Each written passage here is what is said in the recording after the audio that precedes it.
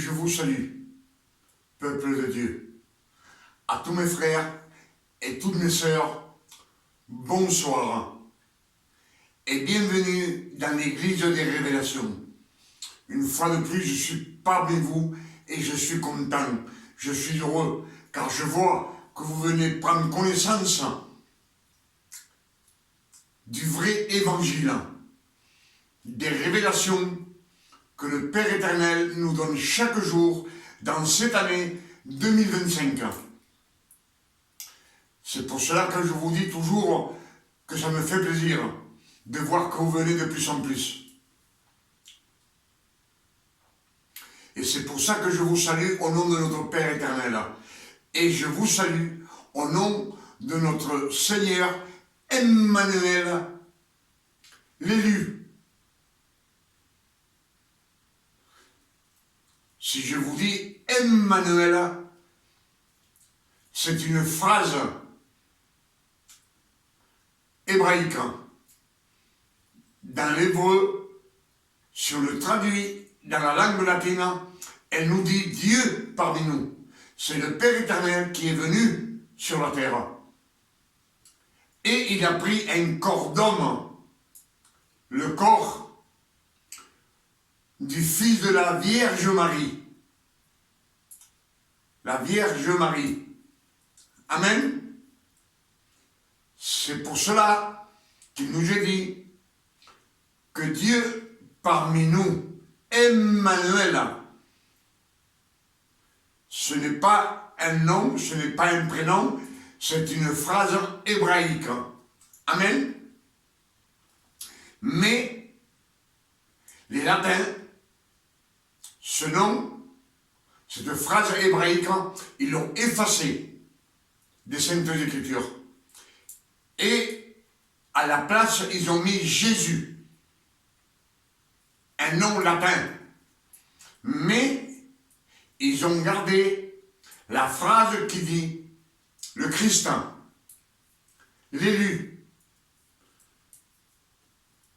Cette phrase, ils ne l'ont pas effacée. Ils l'ont laissée dans les Saintes Écritures.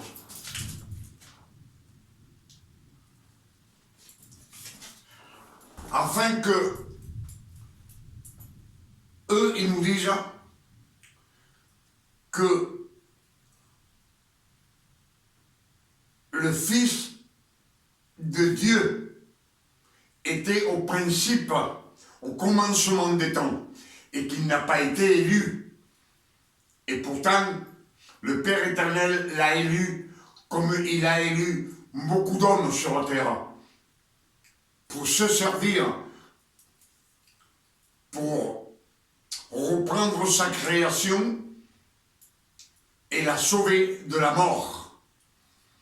Il a choisi aussi beaucoup de femmes parmi le peuple hébreu. C'est ce que nous disent les Écritures. Il a choisi Ruth.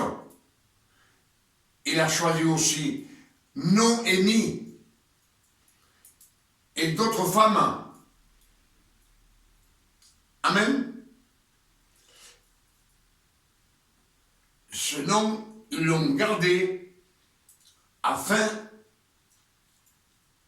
que nous, on croit que Jésus n'a pas été élu, que c'est le Fils de Dieu et qu'il était au commencement avant la poussière de la terre. Et ce n'est pas écrit dans les Écritures. C'est ce que je veux vous dire ce soir. Si je vous dis ceci, c'est parce que Ésaïe 7, verset 14 nous dit « La jeune fille aura un fils et on lui donnera le nom de Emmanuel, Dieu parmi nous. » On sait que Ésaïe, c'est 700 ans, 700 années avant que le Christ naisse. Il ne pouvait pas avoir un nom latin. Les latins, à cette époque, n'étaient pas connus. Amen. Ésaïe 42, verset 1 nous dit « Je vous envoie mon serviteur, je le soutiendrai, c'est-à-dire je l'aiderai. En lui, j'ai mis mon esprit, et lui, il annoncera la justice de Dieu au monde entier, dans tous les peuples. Mais les latins, dans les Écritures, ils veulent nous faire comprendre qu'il n'a jamais été élu, que c'est le Fils de Dieu, et ce n'est pas écrit. Amen.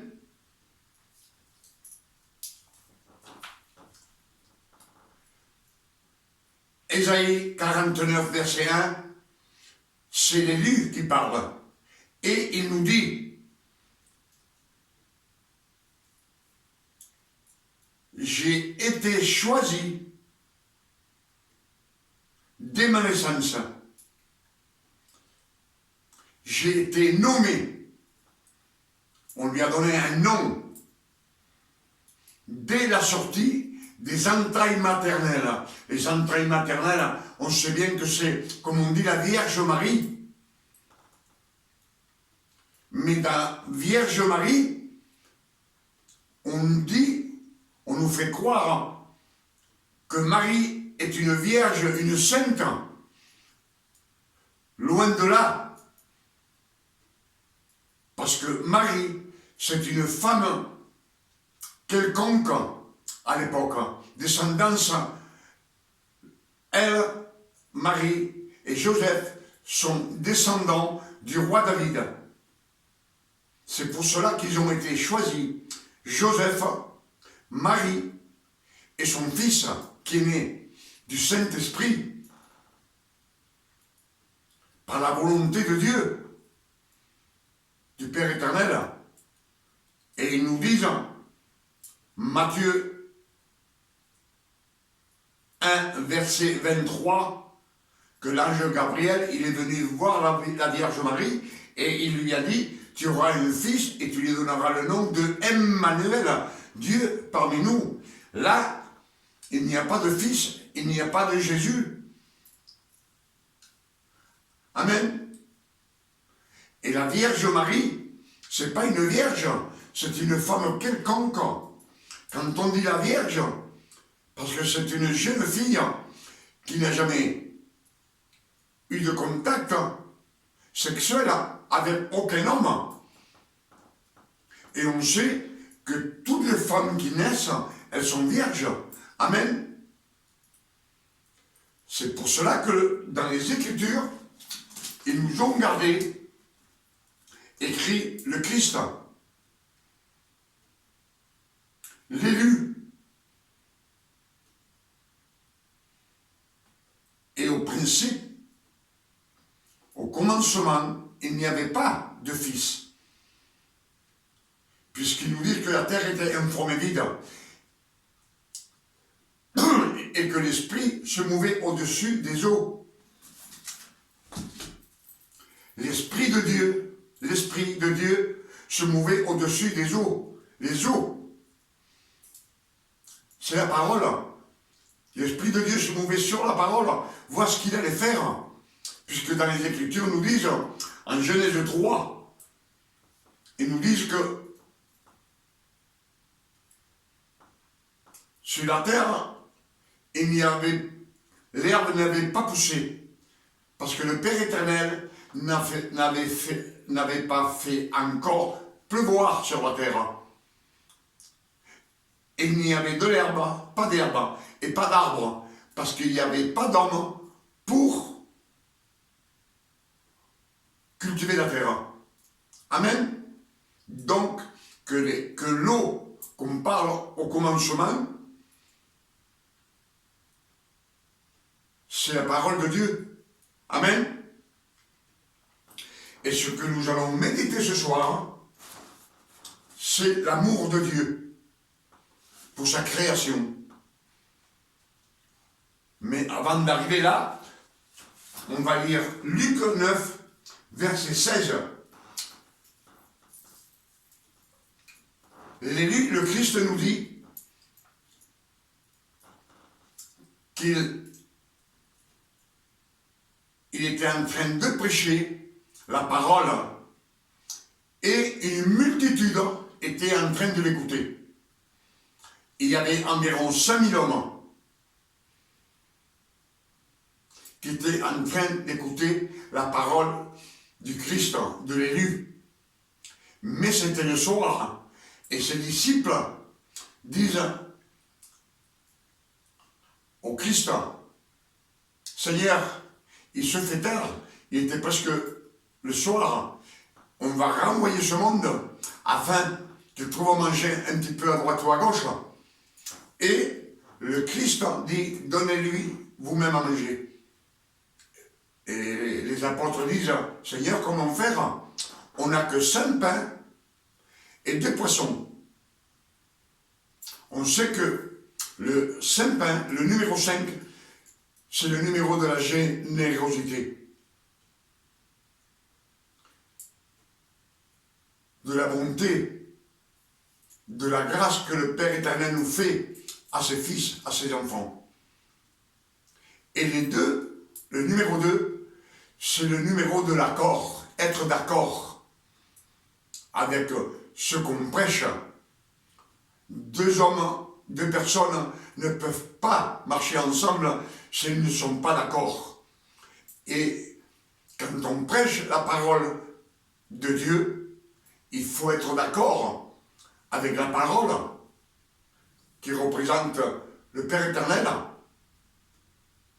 la parole, et toi, pas avec le prédicateur, c'est avec le Père éternel qu'il faut être d'accord et croire que ce qu'on entend, c'est la vérité, le véritable évangile. Amen. C'est pour cela que je vous dis que le numéro 5, c'est le numéro de l'abondance, de la générosité, de la bonté de notre Père éternel. Et que le numéro 2, c'est le numéro de l'accord, d'être d'accord. Amen. Et là, Luc 9, verset 16, nous dit que l'élu le Christ prit les 5 pains et les 2 poissons. Il les prit. Il leva les yeux au ciel. Il demanda au Père éternel. Il les bénit. Il les rompit, il les fit en morceaux, les pains et les poissons, et il leur donna à ses disciples pour qu'ils les distribuèrent au peuple, à ces 5000 hommes qu'il y avait. Et ils nous disent que là, il y avait beaucoup d'herbes. Il les fit asseoir sur l'herbe, dans la tranquillité, au repos. Et il les sépara par des groupes de 50 personnes. Et tous mangèrent, ils se rassasièrent, comme on dit, ils ont mangé à leur faim. Et il restèrent 12 paniers de morceaux de pain et des morceaux de poisson. Amen. Alors ce grand miracle que Christ a fait, cette action de grâce qu'il a fait pour ces 5000 hommes, si vous comptez avec moi, il a fait 5 actions de grâce. 5. Il a pris les 5 pains et les 2 poissons. Il a levé les yeux au ciel, au Père éternel, il a demandé, il les a bénis, il les a fait, il les a rompus, il les a fait en morceaux. 4. Et il leur donna un acte de bonté, il leur donna, donner pour ce peuple que, en général, ils n'héritaient rien. C'est des actions de grâce que le Père éternel a fait pour ces 5000 hommes. Amen. On voit que c'est un acte une action d'amour pour ce peuple, par miséricorde, une action de grâce, une grâce non méritée. C'est ce qui fit le Christ dans ces temps-là. Amen. Et comme je vous dis, que le Père éternel, dans Genèse 3, il nous dit que la terre, sur la terre, il n'avait pas de l'herbe, parce qu'il n'avait pas fait pleuvoir encore sur la terre. Et il nous dit qu'une rosée, la rosée du matin arrosait les plantes. Amen. Il n'y avait pas d'arbre, parce qu'il n'y avait pas d'homme pour cultiver la terre. Et alors, dans sa bonté, dans sa miséricorde, le Père éternel a formé l'homme de la poussière de la terre. Il a formé l'homme. C'est-à-dire qu'il a fait une statue, et il a soufflé un souffle de vie dans ses narines. Et cet homme qu'il avait formé de la poussière de la terre, de l'argile, comme on dit le potier, qui fait des bases viles et des bases pour la gloire de Dieu.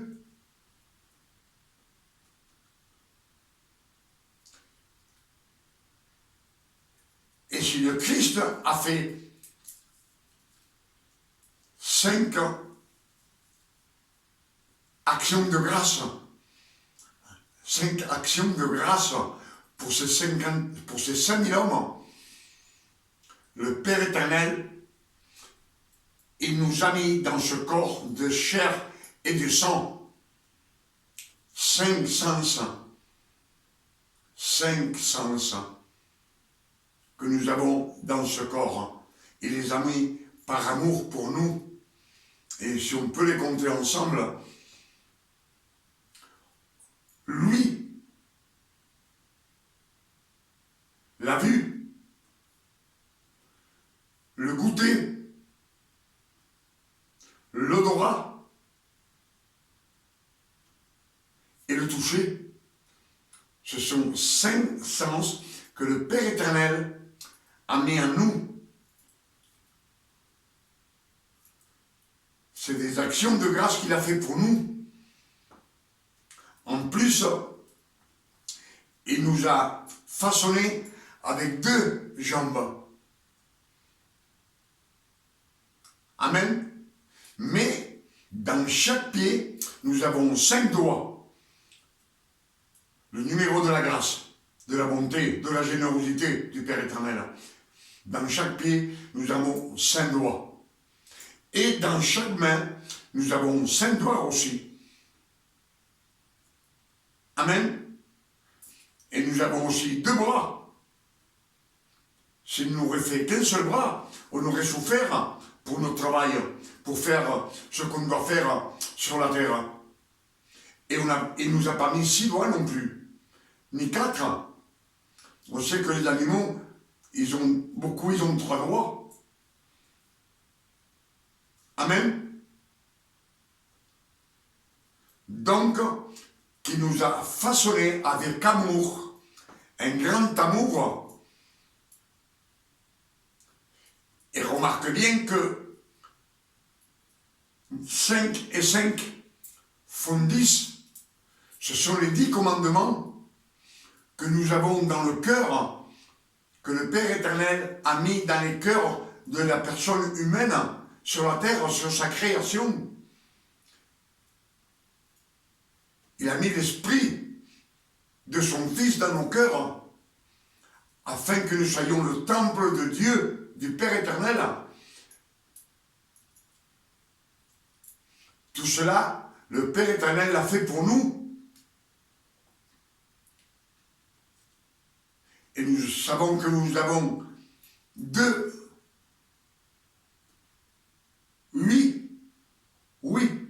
pour huire, deux. Nous avons deux yeux aussi. Amen. Et tout ce don qu'il a mis sur nous, étant de chair et de sang, et façonné de la poussière de la terre, il l'a fait par amour, parce que vous savez que le Père éternel est omniscient, omniprésent, et omnipotent, il sait tout. Lui, il sait, le Père éternel sait que quand il va prendre l'homme, il va le mettre dans le jardin d'Éden, il va pécher. Mais il a mis tous ses dons en nous. Pourquoi que je vous dis cela? À quoi ça nous sert? À savoir que le Père éternel nous a aimés d'un amour immense et qu'il nous aime encore d'un amour éternel. Et quand il les fit partir du jardin d'Éden, on sait que l'homme et la femme sortirent avec la douleur, le péché, la souffrance, l'amertume. Ils sortirent avec la mort, parce qu'ils devaient mourir. Ils avaient été tirés de la poussière, et le Père éternel, il dit, tu retourneras à la poussière. Mais ils étaient tous perdus au feu de l'enfer. Amen. C'est pour ça que dans sa miséricorde, par son grand amour, il nous dit aussi que quand les temps furent accomplis, il envoya son Fils afin de pouvoir sauver toute cette création qui s'était multipliée jusqu'à la naissance du Christ, de l'élu. Amen. C'est pour cela que Galates 4, verset 4 nous dit que quand les temps furent accomplis, le Père éternel envoyait le Christ à l'élu, né d'une femme, né sous la loi, afin qu'il accomplisse toute la loi de Moïse, les 613 commandements, les 613 efforts que le Christ a dû faire. Il a dû les souffrir, comme vous et moi, quand on veut marcher dans la sainteté. Amen. C'est pour cela que le Père éternel, dans sa miséricorde, comme il sait que toute la création est perdue, tout celui qui est mort sous la loi, il va au feu de l'enfer. Amen. Alors il nous a envoyé le Christ pour sauver sa création, pour la sauver de la mort, pour pardonner tous nos péchés, passés, présents et futurs, et pouvoir nous donner la vie éternelle avec le Père éternel. Amen. C'est pour cela que Galates 4, verset 4 nous dit que quand les temps furent accomplis, il envoya son Fils, né d'une femme, né sous la loi, afin qu'il accomplisse toute la loi et qu'il puisse racheter tous ceux qui sont sous la loi, les racheter, les enlever de la loi, afin que nous reçussions l'adoption de fils. Si nous sommes fils, nous ne sommes plus disciples, nous ne sommes plus ouvriers, et nous ne sommes plus sous la loi. Puisque le Père éternel nous dit qu'il nous a ressuscité, il a ressuscité le Christ. Et nous, il nous a fait renaître de nouveau. Parce que dans la chair et le sang et le péché, on était morts, même si on vivait. Mais on était morts, et lui, il nous a fait renaître de nouveau, et il nous a assis avec le Christ, ensemble assis dans les cieux célestes. Amen. Et Galates 5, verset 1, nous dit, le Christ nous a donné la liberté. Il nous a affranchis de la loi. Affranchis, c'est qu'il nous a rachetés avec sa souffrance, avec sa mort, avec toutes les douleurs qu'il a passées sur la croix à cause de nous. Il nous a rachetés de la loi. Et il nous dit, maintenant soyez forts et ne vous laissez plus mettre sous le yugo de la servitude. La servitude, c'est d'être un serviteur, un ouvrier. C'est pour cela que le Père éternel, depuis la création, il s'est servi de beaucoup d'hommes, de beaucoup de femmes, pour récupérer sa création. Il s'est servi d'eux, afin que naissent les descendances, d'où devait naître le Christ. Amen. C'est pour cela que le Père éternel, il a eu beaucoup de serviteurs et il s'est servi. Et le Christ l'élu, Matthieu 20, 27, 28 nous dit, je ne suis le Fils de l'homme, le Fils de Marie, il dit, le Fils de l'homme, il n'est pas venu pour être servi. Il nous dit, je suis venu pour vous servir. Pour vous servir. Et donner ma vie comme une rançon, une paye pour plusieurs, pas pour tout le monde, pour tout celui qui sort de la loi. Si tu ne veux pas sortir de la loi, tu restes dans la loi. Si tu mélanges la loi et la grâce, tu es toujours dans la loi. La loi nous demande de faire ci, de jeûner, de se mettre à genoux quand on pêche, de se baptiser dans une rivière avec de l'eau. Tout cela, c'est des efforts pour la personne humaine.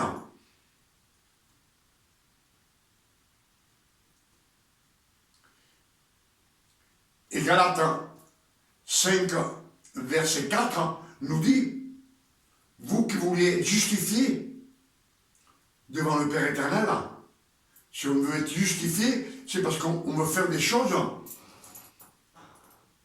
Et il nous dit, vous êtes déçus, séparés de Christ.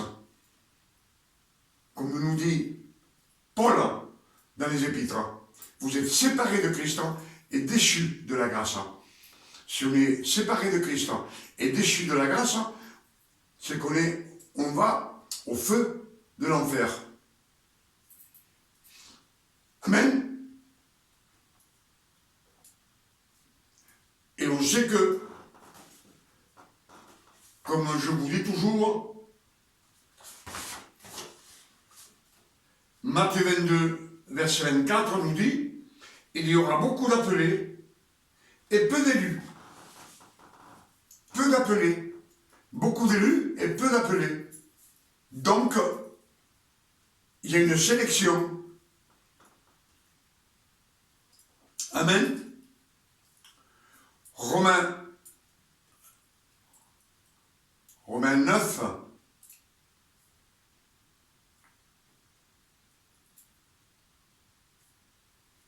Romains 9, ou Ésaïe 9, dans les Écritures, je ne me souviens plus maintenant. Attendez voir. Romains 9, verset 6. Dieu dit à l'élu, je peux que tu sois mon serviteur pour relever les tribus de Jacob, les 12 tribus de Jacob, pour les relever, pour relever le reste d'Israël. Je t'établis pour être la lumière du monde, pour porter mon salut jusqu'aux extrémités de la terre.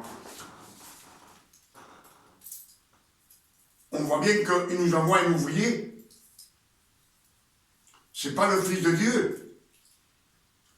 Il a été le Fils de Dieu.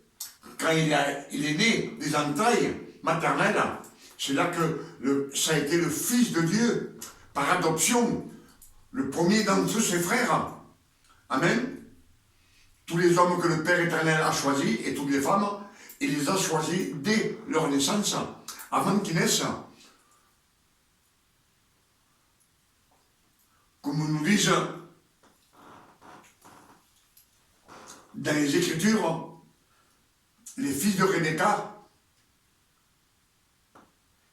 et de Isaac, avant qu'ils naissent, qu'ils n'eussent connu ni le bien ni le mal.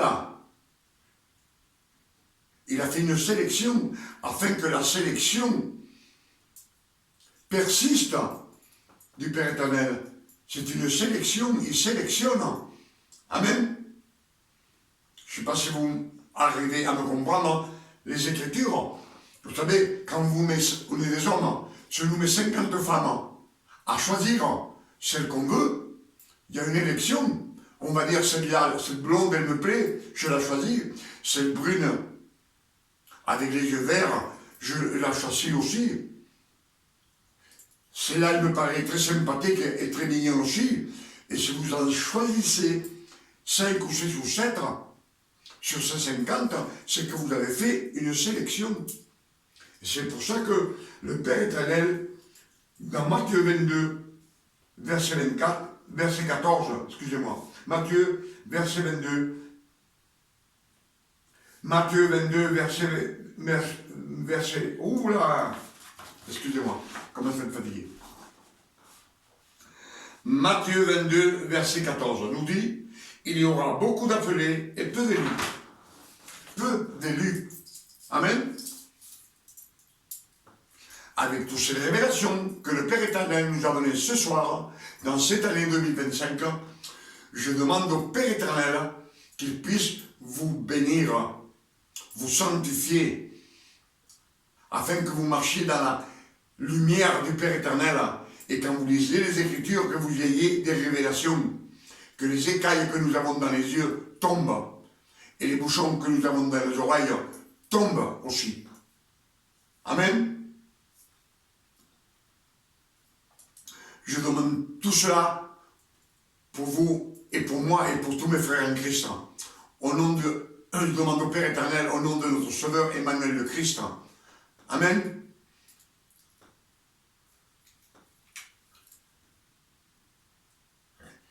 Et moi personnellement, je demande aussi au Père éternel, au nom de notre Père éternel, au nom de notre Sauveur Emmanuel le Christ, qui nous donne une nuit de repos, de tranquillité, de paix, de santé, comme le Père éternel donne à ses fils, à tout celui que le Père éternel a élu et qu'il a adopté. Il est sorti de la grâce, il nous a adoptés comme fils. Amen. Afin qu'on puisse marcher dans la lumière, comme je vous dis toujours, dans la lumière, on voit une aiguille. Dans les ténèbres, on ne voit rien. Même dans les ténèbres, s'il y a un obstacle qui soit grand, on va trébucher avec et on va tomber. Et dans les Écritures, il nous est dit, un aveugle qui conduit un autre aveugle, ils vont tomber tous les deux dans la fosse, au feu de l'enfer. Amen. C'est pour cela que Jean 8, verset 12, là c'est l'élu, c'est le Père éternel qui parle. L'élu, il a tous les dons de Dieu, toute la puissance de Dieu en lui. Et il dit, celui qui me suit ne marchera jamais dans les ténèbres, mais il aura la lumière de la vie. La lumière de la vie. La lumière de la vie, ce sont les Écritures. quand on les médite, Matthieu 7, verset 7 nous dit, demandez et vous recevrez. Cherchez, creusez et vous trouverez. Et une fois que vous la trouvez, quand on demande, le ciel s'ouvre. Et toutes les bénédictions que vous demandez, le Père éternel vous les accorde à ses fils. Amen.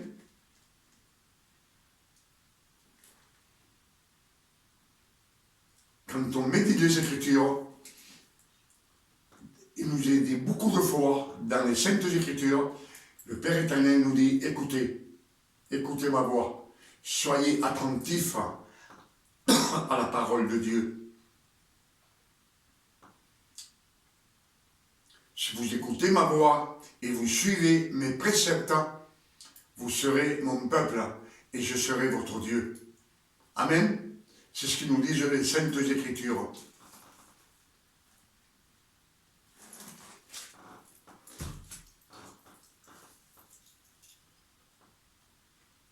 Avec ces quelques messages que le Père éternel nous a donnés ce soir, dans cette année 2025, que le Père, dans son grand amour, voyez les actions de grâce qu'il a mis en nous, quand il a créé cette statue d'argile, avec le numéro 5, avec les 5 sens que nous avons dans ce corps de chair et de sang. Et ce numéro 2, c'est le numéro de l'accord, pour qu'on soit d'accord avec ce qu'on écoute. Amen.